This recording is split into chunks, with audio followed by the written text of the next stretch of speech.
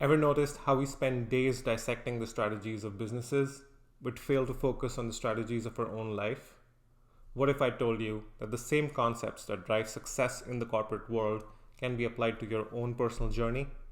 In this video, we are breaking down barriers between boardrooms and living rooms to uncover the path to a fulfilling life. So let's get into and discover strategic thinking and how it can reshape your journey to personal growth and transformation. Hey everyone, welcome back to Sthirvana. I'm Udit. I recently came across an article written by leaders associated with the Boston Consulting Group who skillfully posed the question, why can't we apply strategic thinking principles successfully used in businesses to our own lives? Imagine creating a strategy for your life similar to a well-structured business plan, one that aligns with your purposes, your vision, and your aspirations. I'll definitely leave the link to the article below, and I encourage you to go read it because it is very well written and the authors guide you in great detail. However, for this video, I'm going to summarize the 7 main questions from their program, Strategize Your Life, to help optimize your life's portfolio and how I have been using the same for my life. So let the strategies begin.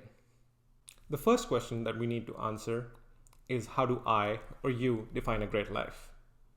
Now, this is an important question to start the journey, but one that is very hard to answer. Contrary to popular belief and societal norms, research suggests that factors such as wealth and power don't necessarily lead to lasting happiness. Instead, ancient wisdom and recent studies advocate for a more holistic approach, considering factors such as pleasure, meaning, and social connections. Now, for you to answer this question, the PERMA-V model, developed by Martin Seligman and later improved by other researchers, offers a framework emphasizing positive emotions, engagement, relationships, meaning, achievement, and finally, vitality. So take a moment and rate each aspect on a scale of 1 to 10, depending not only on how important it is to you, but also what are your current satisfaction levels on each aspect.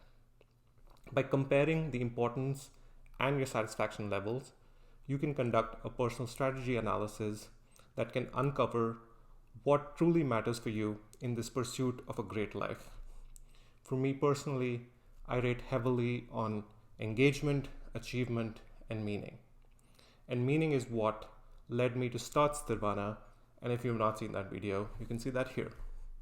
The next question that we need to answer is, what is my life's purpose? Just as successful corporate strategies are anchored in purpose, you can find direction by answering questions such as, what are your strengths? What are your core values? What excites you? What can you address in the world? By reflecting on these questions and taking inputs from others, you can draft a purpose statement that can serve as a guiding light. For me personally, based on where I am at in my life, it would be working towards and striving for Sthirvana, and if possible, helping others work towards it as well along the way. What is my life's vision is the next question that we need to answer. Just as organizations envision their trajectory, you need to be able to contemplate who you aspire to become in the next 5 years, 10 years. Questions such as, what story do I want people to tell about me? Or what would I pursue if money was no obstacle? Are questions that can help guide this process. You could also use tools such as photo sorting to visualize your personal and professional aspirations. Ultimately, crafting a compelling vision statement is essential to navigate life's journey with purpose and determination. For me personally, I would like to continue to work on this channel, and I hope it grows so that I can meet people and we can discuss our journeys towards balance and help each other out. The next question on the list is, how do I assess my life portfolio? This question talks about the methodology to assess and optimize your life portfolio, similar to how companies analyze their business units. The authors introduce 6 strategic life areas subdivided into 16 strategic life units, which cover aspects such as relationships, personal development, and leisure activities. I encourage you to look into these strategic life units and reflect on how you allocate your time, energy, and money across these activities, and then rate these activities based on satisfaction and important levels on the 2x2 strategic life portfolio. You can plot the strategic life unit based on importance on the y-axis and based on satisfaction on the x-axis. The size of the bubble can represent the amount of time or resource that you allocate to each of these activities. By doing this exercise and looking at your portfolio, you can identify if your life portfolio is aligning with your purpose and your vision, what are the areas of improvement, and how can you reallocate resources based on your needs. For me, it was clear that I need to reduce the amount of time I spend watching TV. The fifth question is, what can I learn from benchmarks? Corporate strategy projects use benchmarking as a tool to evaluate the current levels of performance and where do companies stand with respect to their competitors or even companies that they hold in high regard. There is no reason that we cannot use benchmarking in the same way for personal and professional development. Identify a role model whose personal or professional life you admire and ask yourself the question, what makes them admirable? If you don't want to go that way, however, you could look into scientific studies on life satisfaction for broader insights. Studies such as the German Socio-Economic panel survey for almost 100,000 people from 1984 to 2019 reveals factors such as relationships, physical activity, social connections, and adequate sleep as good indicators of life satisfaction. Where do you stand on that? Do you agree with the results of the survey? The final thought here, however, is that while it's crucial to learn from others, remember that your life strategy needs to be unique and tailored to your circumstances and your aspirations. Don't just copy paste. The next question that needs to be answered is, what portfolio changes can I make? An important aspect of corporate strategy is decision making, given the fact that there are always constraints that need to be taken into consideration. Personal strategic life choices are no different.